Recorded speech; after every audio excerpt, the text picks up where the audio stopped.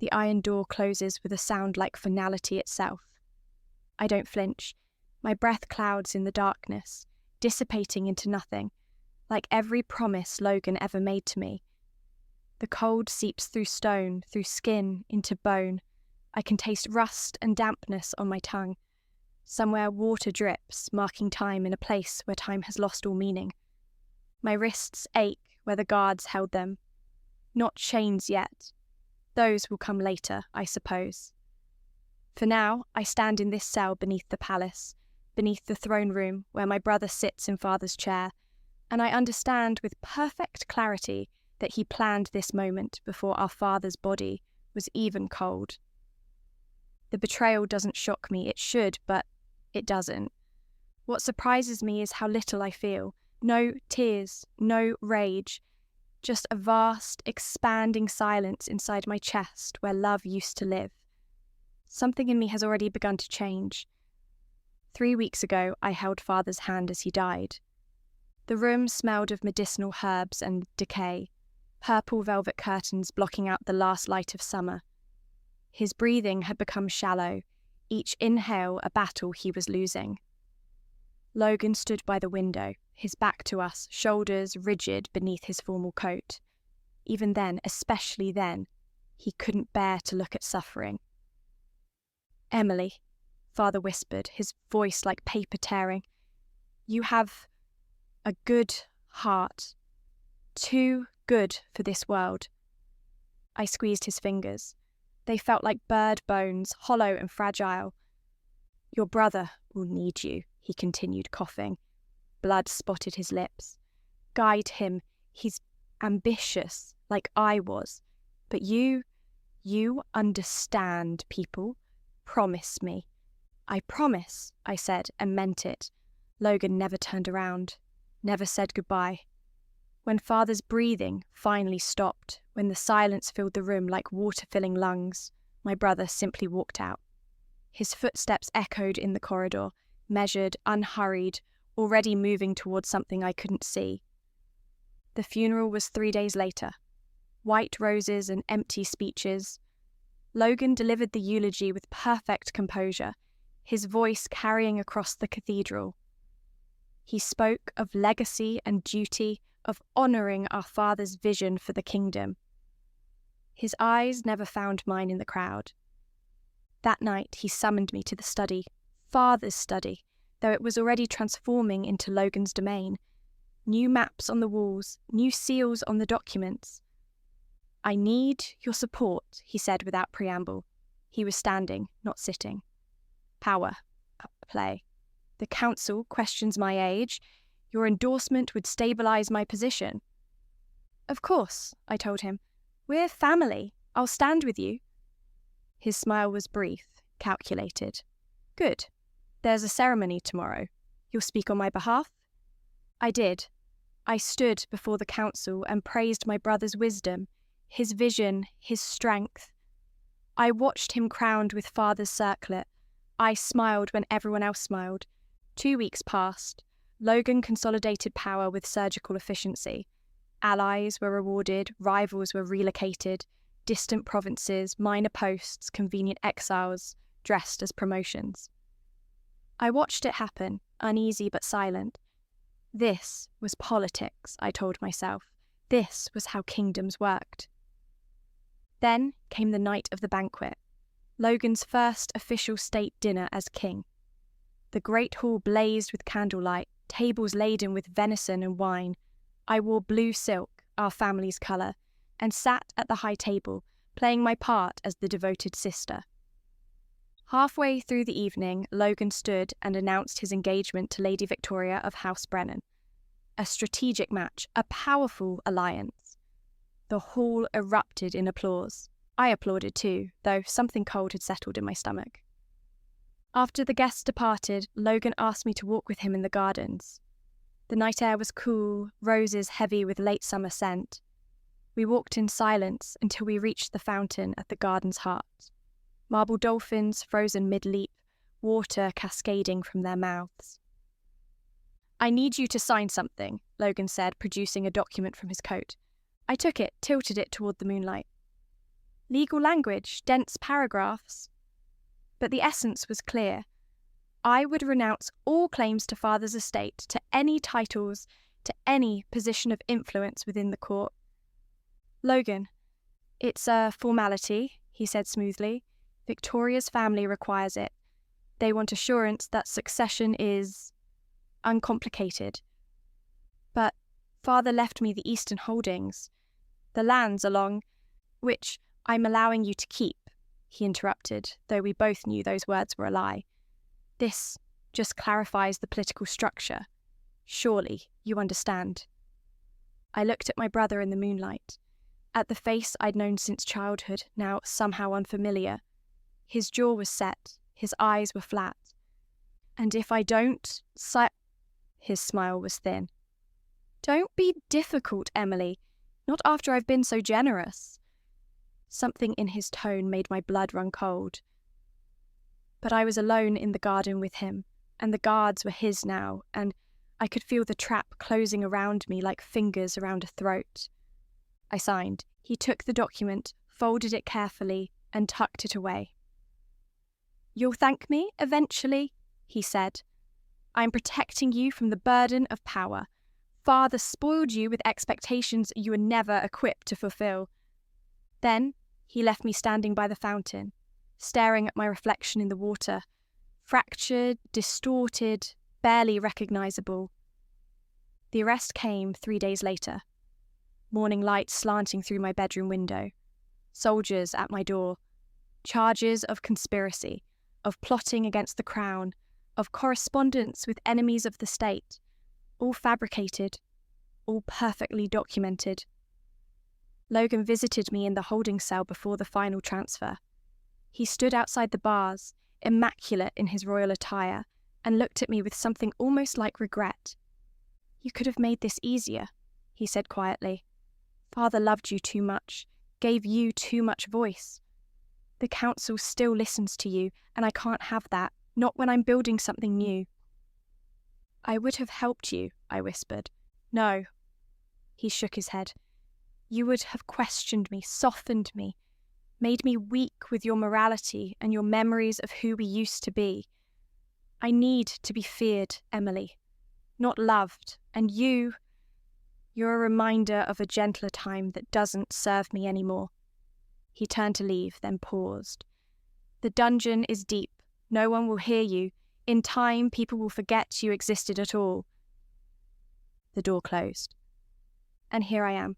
The first night, I count my breaths, 500 inhales in the darkness before I lose count and start again. The second night, I map the cell by touch. 6 paces long, 4 paces wide. Walls of stone, floor of packed earth. A wooden bucket in the corner. A thin blanket that smells of mildew. The third night, I stop crying.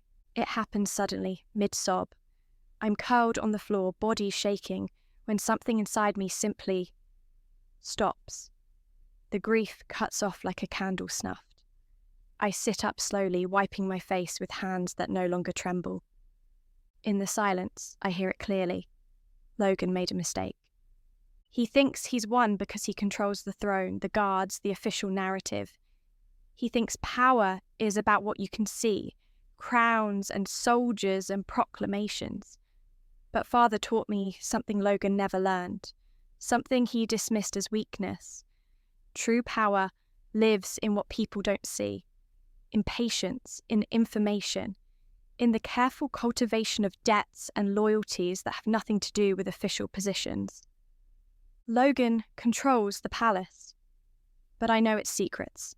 Every corridor I walked as a child, every servant who smiled at me when I learned their names, asked about their families, remembered their birthdays, every guard who watched me grow up, who saw me as the king's daughter instead of a political obstacle, every merchant, every clerk, every minor noble who owed Father a favour and never forgot his daughter's kindness. Logan has the crown. But I have something more dangerous. I have memory and relationships and the kind of loyalty that can't be commanded or bought. I stand in my cell, and for the first time since the door closed, I smile. He should have killed me. Instead, he gave me time to think. Time to plan. Time to become something he'll never expect. The darkness doesn't frighten me anymore. I've learned to see in it. The jailer is named Thomas. I learn this on the 4th day when he brings my food, a bowl of thin soup and a crust of bread. Thank you, I say quietly. He grunts, already turning away. Thomas, I say, reading the name from the leather strap on his belt where a tag hangs. Your wife makes excellent bread. She sells it in the market, doesn't she? By the fountain. He freezes, looks at me with narrowed eyes. I used to buy from her, I continue, keeping my voice gentle. Tuesday mornings. She always added an extra roll for me, told me I was too thin. I pause. How is she? And your son? He must be 7 now, training to be a smith like his uncle. Thomas stares at me. Something shifts in his face, confusion giving way to recognition. Princess Emily? Just Emily now. He glances at the corridor, then back at me. I didn't know it was you. They said you'd committed treason. Does that sound like something I would do? He doesn't answer, but he doesn't have to. I can see the doubt in his eyes, the crack in the official story. I need paper, I tell him, and ink, just scraps. Whatever you can manage without drawing attention. I can't. Your wife's stall is on royal land. The lease comes up for renewal next month. I let that hang in the air. I remember things, Thomas, including which properties father promised to protect and which agreements Logan might overlook. It's not quite a threat, but it's not one either. Thomas leaves, but 3 days later he brings me paper.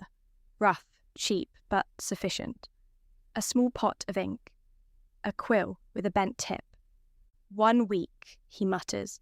Then I burn everything. 1 week is enough. I spend that week writing. Names, dates, connections. Every piece of information I can remember about father's network. The alliances he built, the promises he made, the debts owed and owing. I write about grain shipments that bypass certain tariffs, about trade routes that require specific permissions, about noble houses balanced on knife edges of debt and obligation. I write about Logan's engagement, about House Brennan's precarious finances, about Lady Victoria's father and his gambling debts, the ones father quietly paid off in exchange for loyalty that was supposed to last a generation. I write about the servants who loved my mother before she died, about the guards who served under father for 20 years, about every person in the palace who might remember what our family used to stand for. When Thomas returns, I give him the papers. These need to reach specific people. I'll give you names and locations. Can you do this? Why would I? Because Logan is turning the kingdom into something your son won't want to inherit. Because power without honor corrodes everything it touches. Because I meet his eyes. I'm offering you a choice. Help me now or watch Logan dismantle every protection my father built for people like you. Thomas takes the papers, tucks them inside his coat. 1 at a time, he says. And if I get caught, you won't. These people are careful. They'll know how to receive the messages without drawing attention. He nods once and leaves. The network begins. 3 weeks pass. Thomas brings me messages hidden in the seams of bread written on the inside of apple peels, tucked between pages of hymn books. The responses are cautious but confirming. The seeds I planted are taking root. Lady Margaret of House Talbot received my letter. She remembers her husband's debt to father. She's willing to raise questions in court about Logan's financial policies. Commander Griffin of the City Guard got his message. He's troubled by the arrest warrants Logan has been issuing. Too many, too quickly, targeting people who supported father. He's not ready to act, but he's watching. Eliza, the palace housekeeper, sends word through the baker's daughter. She's noticed things, Logan's private meetings, late-night visitors, documents being burned in fireplaces. She's keeping records. The network grows in whispers and careful exchanges. Each person reaches two more. Each connection reinforces the others. I'm not building an army, I'm rebuilding trust in the idea that Logan's vision isn't the only path forward. But I need something visible. Something that shakes Logan's confidence and proves I'm not as powerless as he believes. The opportunity comes from an unexpected source. Lady Victoria herself. She sends a message through Thomas, delivered by a lady's maid who knows my reputation for discretion. The note is brief. Your brother controls my future, but he doesn't own my conscience. If you have a plan, I'll listen. I stare at the message for a long time. This is Logan's fiancée, the woman whose family he's courting for power. Why would she risk contact with me? I send back a single question. What does he have on you? Her answer arrives 2 days later. Proof of my father's embezzlement from royal coffers. Logan discovered it before the engagement. He's using it to control our entire house. I'm marrying him to save my family from prison. There it is, the leverage, the crack in Logan's perfect alliance. I write carefully, choosing each word with precision. Your father's debt was paid by mine 3 years ago. The documents are in the royal vault, sealed with my mother's crest.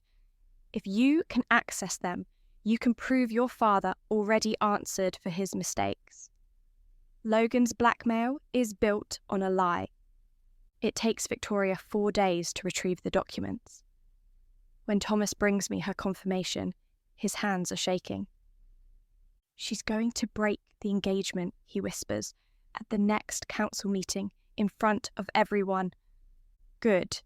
The king will be furious. He'll be embarrassed. That's different. And embarrassment is useful. The council meeting happens on a Thursday. I hear about it through the network. Victoria standing before the assembled nobles, her voice clear and cold, presenting the documents that prove her father's debt is satisfied, declaring that she will not be manipulated into marriage, calling Logan's character into question. The hall erupts in chaos. Logan tries to control the narrative, but the damage is done. Houses that were courting his favour suddenly reassess. The engagement that was supposed to solidify his power becomes proof of his ruthlessness. In my cell, I allow myself a small smile. First blood. Logan comes to visit me after Victoria's defection.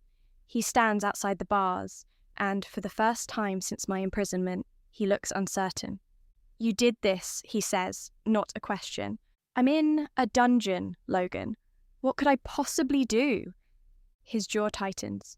Victoria knew things, details she shouldn't have had access to. Someone helped her. Maybe she's just smarter than you gave her credit for. He stares at me, and I watch him calculate, analyse, try to trace the threads back to their source. But there are too many threads now, too many small acts of resistance that could be coincidence or coordination. You can't win from down here, he says finally. Is that what you came to tell yourself?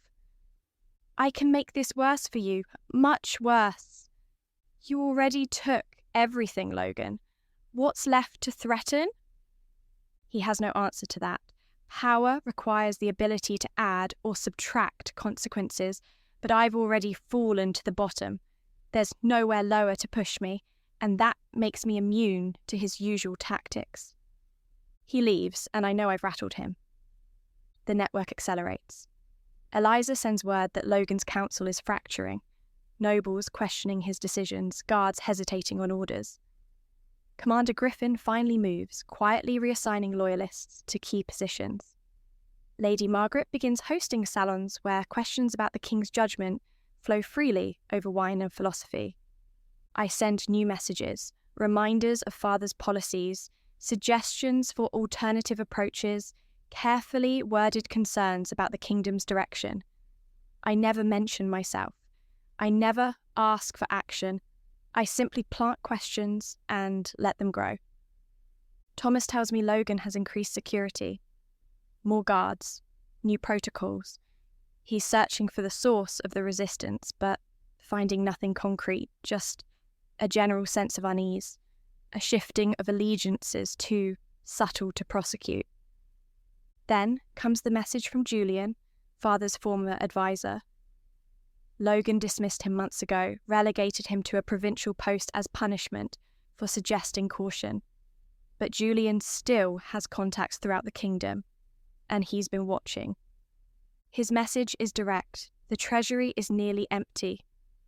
Logan has been spending recklessly on projects designed to impress. Monuments, military displays, lavish renovations. The kingdom will face shortages by winter unless spending is curtailed. But he won't admit it. Pride won't let him. This is the opening I've been waiting for. I send word through the network. Document everything. Receipts, expenditures, comparisons to father's fiscal records. Create a full accounting and make sure copies reach the merchant guilds, the tax collectors, the minor nobles who depend on stable governance. The information spreads like fire in dry grass. Within 2 weeks, the kingdom is whispering about insolvency. Merchants begin hoarding goods. Tax revenues decline as landowners question where their money goes. The council demands an audit. Logan is forced to reveal the numbers, forced to admit his spending has outpaced income, forced to justify his choices before the very people whose support he needs. His authority fractures further. In my cell, I continue to plan. Each message sent through Thomas is a calculated move. Each whispered conversation in market squares and noble houses is a brick removed from Logan's foundation. I'm not breaking him with force. I'm letting him break himself while I guide the cracks. The final blow comes from an unexpected direction. One of Logan's new guards, a young man named Peter, recruited after father's death, begins to ask questions. He notices discrepancies, arrest records that don't match the charges, prisoners who disappear without trial, documents altered after the fact. Peter is idealistic, believes in justice, thought serving the king meant upholding the law. Eliza connects him to Commander Griffin. Griffin connects him to Julian. Julian sends the evidence to me through Thomas.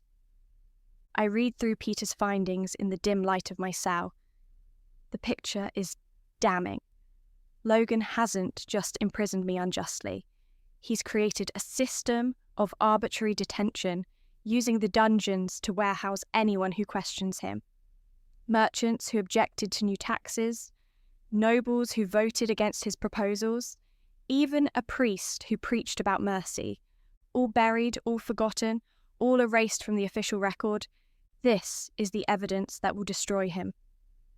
I write one final message addressed to the full council. My brother has betrayed every principle our father stood for. He rules through fear and deception. The documents attached prove his corruption. I ask nothing for myself, but I ask you to remember what our kingdom was meant to be. Thomas hesitates when I give him the letter. Once this goes out, there's no going back. They'll have to act. I know. The king, he'll know you're behind it. Let him know. I'm done hiding. The message reaches the council the next day. Within hours, emergency sessions are called. Commander Griffin arrests 3 of Logan's loyal guards based on Peter's testimony. Julian returns to the capital with his full accounting of the treasury. Lady Margaret presents testimony from a dozen nobles about Logan's threats and intimidation. The evidence is overwhelming. The council votes to suspend Logan's authority pending a full investigation. They don't have the power to remove him. Not yet. But they strip him of his ability to issue unilateral orders.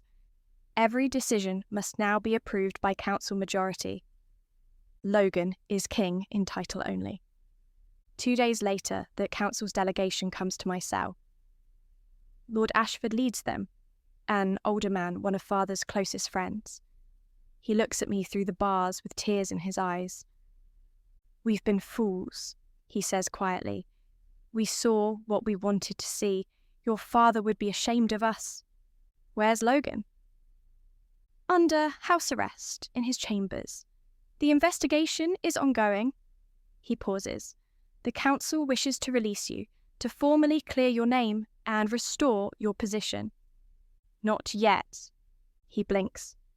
Princess, let him sit with it. Let him understand what it feels like to be powerless, to wait while others decide his fate. I keep my voice calm. A few more days, then I'll return. Ashford nods slowly, understanding what I'm not saying. Mercy and revenge are sometimes the same thing, and the cruelest punishment for Logan is to give him time to contemplate everything he's lost. Epilogue. They release me on a clear morning in early autumn. The dungeon door opens and sunlight streams in. So bright I have to shield my eyes. Thomas walks me up the stairs, through corridors I remember from childhood, now transformed by my absence and return. Servants stop to stare. Some bow, others just watch with something like awe. I'm thinner than before. My dress, a simple grey gown provided by Eliza, hangs loose on my frame. My hair is longer, unstyled. I look like someone who has survived something, because I have. The council meets me in the throne room. They've prepared statements, apologies, offers of restitution. I listen patiently, then ask the only question that matters. What will happen to Logan? Lord Ashford clears his throat. Exile to the northern provinces. He'll retain his life and a small stipend, but no authority, no title. The crown will pass to council governance until a suitable arrangement can be made. They're offering it to me. I can see it in their careful phrasing, their expectant faces. No, I say simply. Confusion ripples through the chamber. I don't want the crown. I want the kingdom to learn to govern itself without depending on singular authority. Father's mistake, and Logan's, was believing power should concentrate in one person. I'll serve on the council if you'll have me, but as an equal voice, not a ruler. The relief in the room is palpable. They feared I would become what Logan was. Instead, I'm offering them something new. Shared responsibility. Can I see him? I ask. Before he leaves.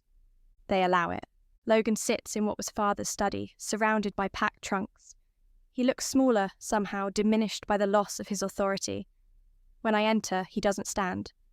Come to gloat, he asks. His voice is hollow. No. I sit across from him. For a long moment, we just look at each other, siblings who chose different paths and ended up here. I underestimated you, he says finally. You forgot me. There's a difference. Father loved you more. Father loved us both, but you couldn't see past your own ambition to recognize it. Logan looks away. I wanted to be strong, decisive, everything he wasn't. Father was strong. He just chose to use his strength differently, to build instead of dominate. You could have learned from that. We both could have. And now you have time to learn. Years of it, in a province far from power, use them wisely. I stand to leave. Emily, he says, and his voice cracks. I'm sorry for all of it. I pause at the door. The apology hangs in the air between us, inadequate, but genuine. I know, I say, and then softer. Goodbye, Logan. I walk back through the palace, out into the gardens where the fountain still runs, where dolphins still leap in marble perpetuity. The roses are blooming their last blooms before winter. The air smells of endings and beginnings. Thomas finds me there. They're asking what you need. Your chambers are being prepared, but if there's anything else, I'd like to visit the market tomorrow, see your wife's stall, buy some bread. He smiles. She'd like that, princess. Just Emily. He bows and leaves me alone with the fountain, with my reflection in the water. This time, I'm not fractured or distorted, I'm whole. Different than before, certainly, scarred and tempered by darkness, but present, real. The chains my brother forged couldn't hold me, because I learned something in that cell that he never understood. True power isn't taken or held.